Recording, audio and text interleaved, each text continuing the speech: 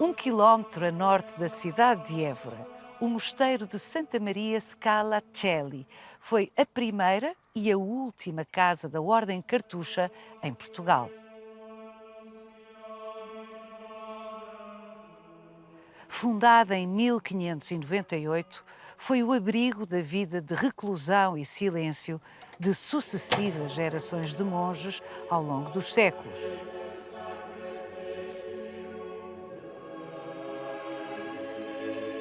Uma história épica, de mistério, de poesia.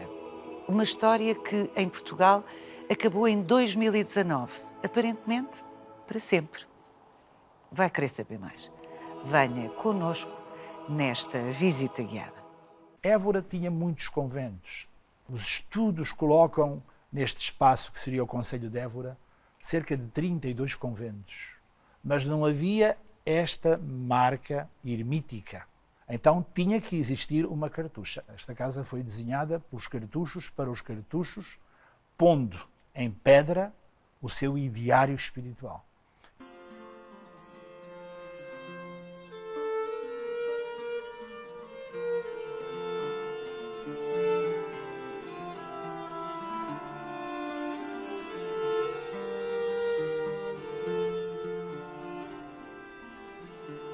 Aquilo que marca o ermitismo é o ermo, o silêncio. Uma cartucha é tanto mais valiosa quanto mais silenciosa. O silêncio absoluto. E não só o silêncio dos ruídos que entram pelos nossos tímpanos, não é? Pelos nossos ouvidos, mas o silêncio interior, em que o homem consegue fazer a viagem da sua superficialidade, da sua exterioridade ao seu íntimo.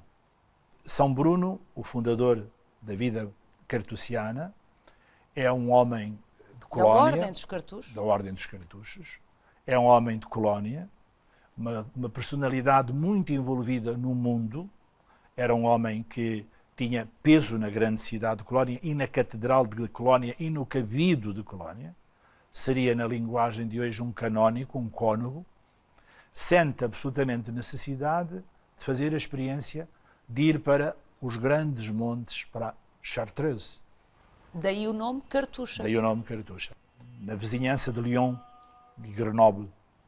E vai ser exatamente a sua necessidade de viver este ermo que o vai levar a procurar o sítio mais inesperado onde ninguém iria.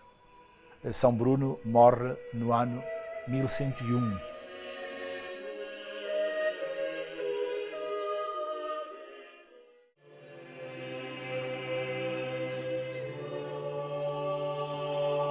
O Luís Ferre é o autor do único livro que se conhece sobre a Cartucha de Évora.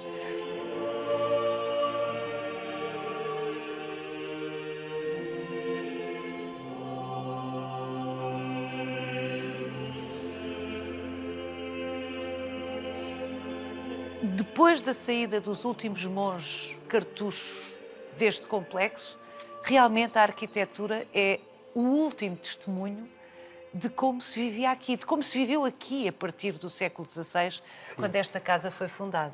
Sim, e isso é uma observação muito interessante porque é muito bonito reconhecer os homens a partir das suas construções. E o livro procura fazer exatamente isso. E começamos aqui com um aspecto absolutamente gráfico sob esse ponto de vista. Ao longo destas galerias sucedem-se estes conjuntos de portas com estas janelas ao lado. Estas janelas chamam-se ministras e correspondem à passagem da comida e da bebida para o monge que se encontra no seu interior. A comunidade cartusiana divide-se em dois grupos. Há um primeiro composto pelos padres, que vestem um hábito branco e vivem uma vida contemplativa e ininterrupta no interior das suas celas individuais. E há também os irmãos conversos, que exercem funções muito práticas. É o cozinheiro, o jardineiro, o carpinteiro, por aí fora. Ou seja, qualquer função que seja necessária no mosteiro é um irmão converso que a executa. E desta forma, portanto, facilita... de alguma forma, uns produzem os serviços para que os outros possam dedicar-se à oração e à contemplação. Exatamente.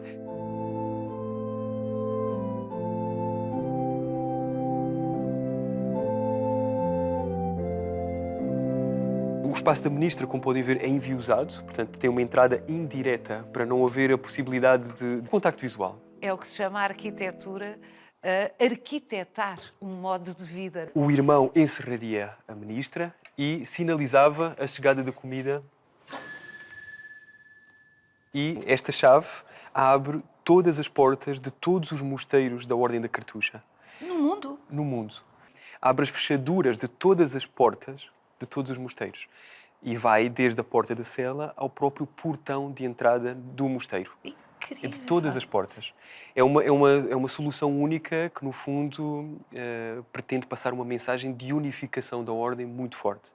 É o mesmo que dizer que todos os mosteiros, em conjunto, compõem uma única grande casa de São Bruno no mundo. Cada monge, tendo uma chave destas, tem acesso a todos os cantos de todos os mosteiros da Ordem da Cartucha. Que coisa bonita. E é uma chave singular também. Como é que isso funciona? Mostre lá. Vou à frente para lhe mostrar o caminho. Entramos na cela. Ainda não. Esta divisão é uma antecâmara que prepara a entrada do monge na sua cela e isola a cela do já de si isoladíssimo claustro grande do mosteiro.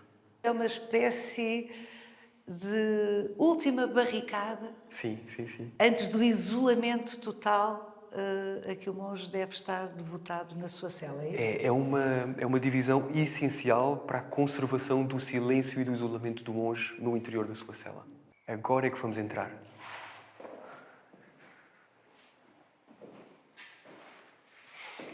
Isto tem uma escala muito simpática. A experiência que tem de visitar outros mosteiros é que as celas costumam ser muito, muito pequeninas. As celas das casas da Ordem da Cartucha não são iguais às dos outros mosteiros porque os monges vivem permanentemente no interior das suas celas, saindo destas apenas 3 vezes por dia para se reunirem na igreja e rezarem 3 missas diárias. Tirando isso, comem sozinhos, rezam sozinhos, vivem sozinhos. Sim, vivem constantemente mergulhados no isolamento e no silêncio enquanto permanecem no interior das suas celas. E é importante sublinhar que, ao longo da história desta casa, como de todas as casas cartuchas, há monges que entram jovens, com 20 anos, e nunca saem. Morrem aqui, com 80, com 90 anos. Quer dizer, para um comum mortal hoje, no século XXI, é uma ideia muito extravagante alguém fazer esta escolha de vida. No modelo de vida que atualmente levamos é mais ou menos impensável, mas também daí o fascínio que as pessoas têm pela Ordem da Cartucha. Passa muito pela incompreensão do modelo de vida que os monges têm. Para auxiliar o monge a ultrapassar a sua jornada diária, sempre fechado no mesmo espaço, a cela subdivide-se em várias dependências, cada uma delas com funções muito específicas e características específicas. Todas estas divisões têm medidas muito diferentes, tipos de cobertura também diferentes e formas de iluminação também diferentes. Ou seja, tudo isto em conjunto oferece uma enorme variedade ao monge durante o período em que permanece no interior da sua cela. Apesar do monge estar confinado, voluntariamente confinado, como é óbvio, numa cela, toda a sua vida, em muitos casos, apesar disso, não sentir claustrofobia? Ou As celas são muito maiores do que as celas dos outros mosteiros, mas não são assim tão grandes. É muito maior a sensação de espacialidade que invocam do que aquela que na verdade têm.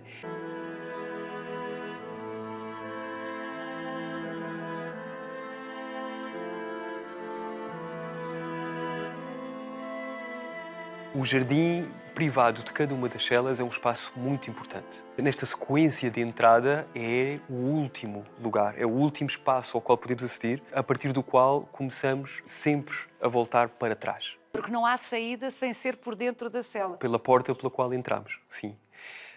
Mas para além disso, o pátio da cela guarda uma função muito especial. É o único momento de verdadeira libertação individual do monge.